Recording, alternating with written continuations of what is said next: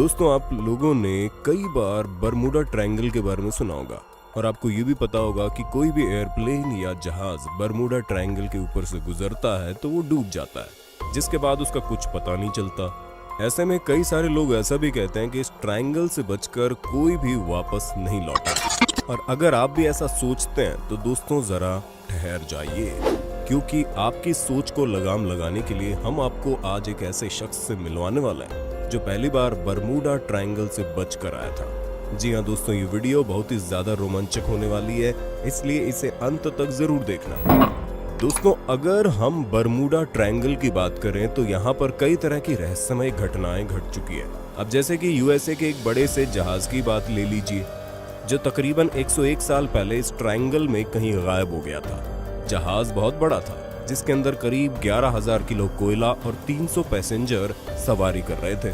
ऐसे में दोस्तों माना जाता है कि जब ये जहाज बरमूडा ट्रायंगल के ऊपर से गुजर रहा था, उसी बीच ये रहस्यमय तरीके से गायब हो गया। अब जाहिर सी बात है कि इतना बड़ा जहाज, वो भी इतने सारे लोगों के साथ गायब हो गया, तो एक सनसनीखेज खबर बन गई। और इसी चीज की तह तक जाने के लिए कई सारे सर्च ऑपरेशंस चलाए गए, पर किसी का भी कोई फायदा नहीं हुआ, क्योंकि इस जहाज का मलबा तक नहीं मिला था। हालांकि 1918 में ये जहाज जब गायब हुआ तब वर्ल्ड वॉर फर्स्ट भी चल रहा था। इसकी वजह से कई सारे लोगों ने ये आरोप लगाया कि इस जहाज के गायब होने के पीछे जर्मनी की कोई साजिश है। पर दोस्तों, जर्मनी ने इस बात से साफ इनकार कर दिया, जहां जर्मनी का कहना था कि इसमें उनका कोई हाथ नहीं है। हालांकि इसके पीछे कई लोगों का ये भी कहना था कि ये जहाज ओवरलोडेड था, जिसकी वजह से ये डूब गया होगा। अब अगर ये दोनों ही बातें सही हैं या फिर इन दोनों में से कोई भी एक सही हो, तो सवाल ये उठता है कि बरमूडा ट्रायंगल को इतना ज्यादा रहस्यमय क्यों माना जाता है। अब इस बात को जानने के लिए चलिए और आगे बढ़ते हैं। अब दोस्तों, एक किस्सा 1945 का है, जब अमेरिका के 5 पायलट अपने लड़ाकू विमान लेकर अपनी नॉर्मल प्रैक्टिस के लिए निकले थे। और इसी दौरान ये लोग बरमूडा ट्रायंगल के ऊपर से गुजरे और जैसे ही वे वहां पहुंचे, उनकी ये फ्लाइट गायब हो गई। यहाँ तक कि रेडियो स्टेशन से भी इनका संपर्क पूरी तरह टूट गया। और ऐसा होते ही अमेरिकन एयरफोर्स टीम ने यह सोचा कि उन्हें ढूंढने के लिए रेस्क्यू प्लेन भेजना चाहिए।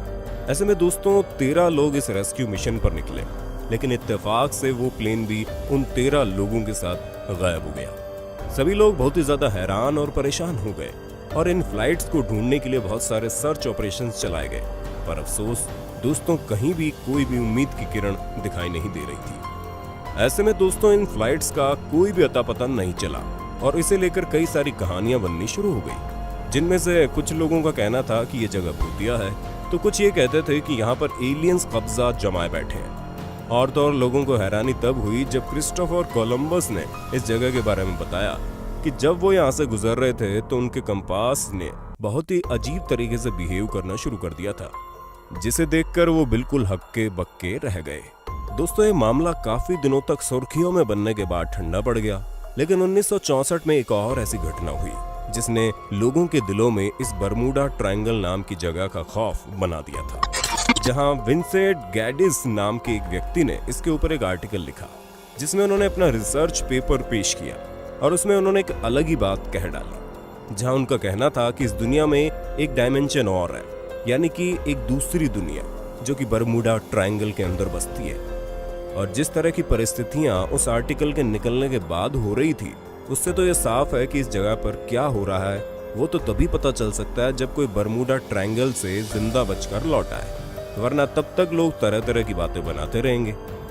हालांकि कुछ समय बाद लोगों का ये ख्वाब भी पूरा हो गया, क्योंकि एक ऐसा शख्स मिला जो बरमूडा ट्रायंगल से बचकर वापस आया था। दोस्तों, एक पायलट है जिसका नाम ब्रूस जेमन है।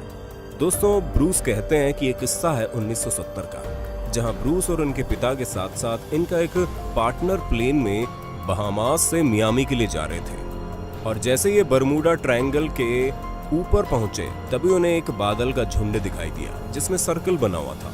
इनका कहना है कि बादल इतनी तेज स्पीड से इनके पास आए थे कि इनके पास उस पर रिएक्ट करने का कोई टाइम ही नहीं था। ऐसे में कोई रास्ता न दिखते हुए ब्रूस सीधे उन घने बादलों में घुस गए।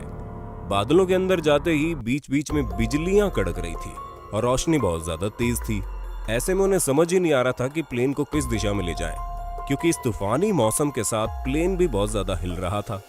दोस्तों ब्रूस अपनी बात को बताते हुए कहते हैं कि वहां पहुंचने के बाद उन्हें ऐसा लग रहा था कि वो किसी और ही दुनिया में आ गए हैं। और वो अपनी बात को आगे बढ़ाते हुए ये भी कहते हैं कि इन्हें काले बादलों की गुफा जैसी नजर आई, जहां ये लोग उसमें उड़ते हुए आगे की तरफ बढ़ते ही चले जा रहे थे। दोस्तों घबराइए मत, कहानी यही खत्म नहीं होती। मैं यानी आपका होस्ट और दोस्त सैम इस रोमांचक कहानी को पूरा करूंगा। बस अगर आपको ये वीडियो पसंद आ रही है तो इसे लाइक करना मत भूलना। अब आगे ब्रूस बताते हैं कि वे एक ऐसी जगह पर पहुंच गए जहां ऐसी लाइन बन रही थी मानो कोई घड़ी के कांटे हो। अब इन सभी अजीब सी चीजों को देखकर किसी को भी कुछ समझ में नहीं आ रहा था कि ये क्या हो रहा है। दोस्तों ये पूरा इंसिडेंट 3 मिनट तक चलता रहा, जहां ये लोग हर बार ऐसी अलग अलग परिस्थितियों में पड़ जाते कि वो कैसे और क्यों थी, इसका स्पष्टीकरण करना इनके बस की बात नहीं थी। पर थोड़ी देर बाद ये उन बादलों के टनल से बाहर आ गए और इनका कहना है कि जैसे ये उन बादलों से बाहर आए तो इन्हें नीले आसमान की बजाय चारों तरफ धुआं ही धुआं दिखाई दे रहा था, जहां सब कुछ पूरी तरह से सफेद दिख रहा था और इन्हें बिल्कुल भी समझ में नहीं आ रहा था कि आखिर इनके साथ हो क्या रहा है। इनके प्लेन में मौजूद जितने भी डायरेक्शन बनाने वाले यंत्र थे, कंपास थे, बहुत तेजी से घूम रहे थे। ऐसे में ना वो किसी से संपर्क बना पा रहे थे और ना ही किसी तरह का कनेक्शन या रिएक्शन दे पा रहे थे, मानो कि वो इस दुनिया से कट चुके हो। लेकिन दोस्तों काफी देर तक इन अजीब परिस्थितियों में फंसने के बाद इनकी अच्छी किस्मत होने के कारण इनका संपर्क एक रेडियो स्टेशन से हुआ। और जैसे ही इनका संपर्क हुआ वैसे ही ब्रूस ने उनसे रिक्वेस्ट की कि लोग इन्हें रास्ता बताएं कि अब ये किधर जाएं। दोस्तों जवाब के तौर पर वहां से ये बोला गया कि रडार ब्रूस का प्लेन ही डिटेक्ट नहीं कर पा रहा है। धीरे धीरे आसमान का धुआं कम हुआ और रडार में इनका प्लेन दिखने लगा। दोस्तों ब्रूस का कहना है कि जैसे ही सामने का धुआं कम हुआ तब जाकर इनकी सांसों में सांस आई और रेडियो स्टेशन को भी ये प्लेन दिख रहा था। पर सबसे ज्यादा हैरानी तो उन्हें तब हुई जब उन्होंने देखा कि जिस रडार से वो बाहर आए उस स्पीड से तो नॉर्मल प्लेन उड़ नहीं सकता था, क्योंकि इसकी स्पीड बहुत तेज थी। और अगर हम आपको साफ शब्दों में बताएं तो इन्होंने मात्र 3 मिनट में 150 किलोमीटर का डिस्टेंस कवर कर लिया था। यानी कि इनकी स्पीड 3000 किलोमीटर प्रति घंटे की थी, जो कि बिल्कुल असंभव था, क्योंकि ये स्पीड दुनिया की सबसे तेज चलने वाले फाइटर प्लेन से भी ज्यादा थी। पर दोस्तों सभी तरह की मुश्किलों को पार करते हुए ये लोग सफलतापूर्वक अपने डेस्टिनेशन की तरफ बढ़ रहे थे। और जैसे प्लेन लैंड होता है तो पायलट बहुत दंग रह जाता, क्योंकि वो देखता जितना फ्यूल जलना चाहिए था उसका आधा ही खत्म हुआ, जो कि वाकई में हैरान करने वाली बात है। इसका जवाब किसी भी वैज्ञानिक के पास अब भी नहीं है। हालांकि लोग अभी भी रिसर्च पर लगे हैं कि आखिर उस जगह पर ऐसा क्या हुआ होगा कि प्लेन की स्पीड इतनी हाई होने के बावजूद उसका फ्यूल खत्म नहीं हुआ।